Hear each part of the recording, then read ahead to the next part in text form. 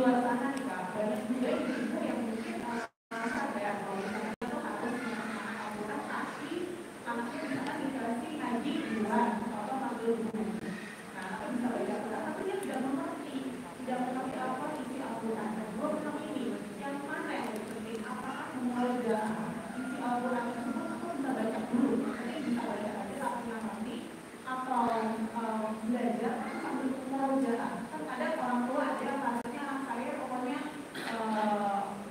atau gitu yang jujur dia nggak tahu dan tidak bisa mengerti apa isinya ya.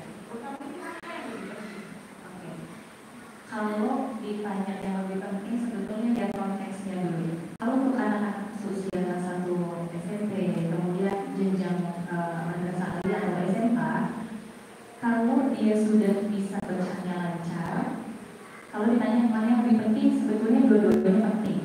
Kalau ditanya mana yang lebih penting, tapi mana yang lebih prioritas atau mana yang lebih mulia? Yang lebih mulia itu ketika dia sudah lancar membaca, dia sambil mentadabburi Al-Quran.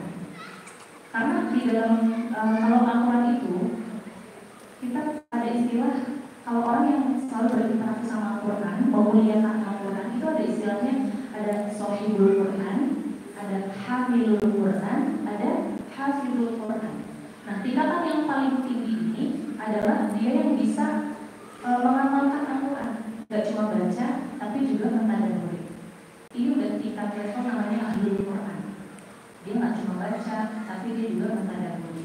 Kalau ditanya mana yang lebih utama, ini sebenarnya ada dua pendapat. Mayoritas ulama dari dulu sampai sekarang itu lebih memprioritaskan kalian lancar bacaannya ya, lebih memprioritaskan yang bacanya tartil, tapi sambil mentadabburi. Gitu. Tapi ya, ulama yang lain juga berpendapat kalau banyak-banyak hafal itu juga bagus, karena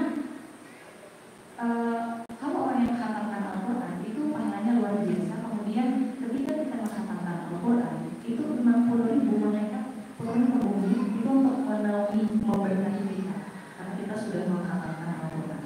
Nah, kalau untuk adik-adik yang masih belajar, kemudian mana yang lebih penting, baca dulu atau murojaah dulu? Sekarang pertanyaannya ini, kalau dia belum lancar baca Qurannya, gimana mau murojaah? Berarti lebih penting untuk baca dulu, lancar dulu, karena untuk menghafal kemudian step murojaah pasti dia harus proses melewati baca dulu, kemudian bacaannya itu betul-betul sampai mungkin. Sama halnya dulu ketika Nabi Muhammad itu mengajarkan para sahabat untuk menghafal Al-Quran. Kan Al-Quran itu diturunkannya berangsur, ya sedikit-dikit. Berarti sama, kita juga sama. Kalau mentadabburi Al-Quran kan nggak bisa langsung sekaligus ya, itu pasti butuh waktu. Nah, Nabi dulu ketika mengajarkan para sahabat untuk menghafal Al-Quran itu juga sama. Kalau ayat yang ini belum hafal, mereka sahabat Nabi itu nggak boleh pindah ke ayat berikutnya. Kira-kira ada yang tahu nggak berapa lama Nabi menghafalkan Al-Quran? Ada yang tahu nggak? Kira-kira Nabi berapa lama sih Nabi menghafalkan Al-Quran? Mungkin ada yang tahu? Nah, karena Al-Quran itu diturunkan kan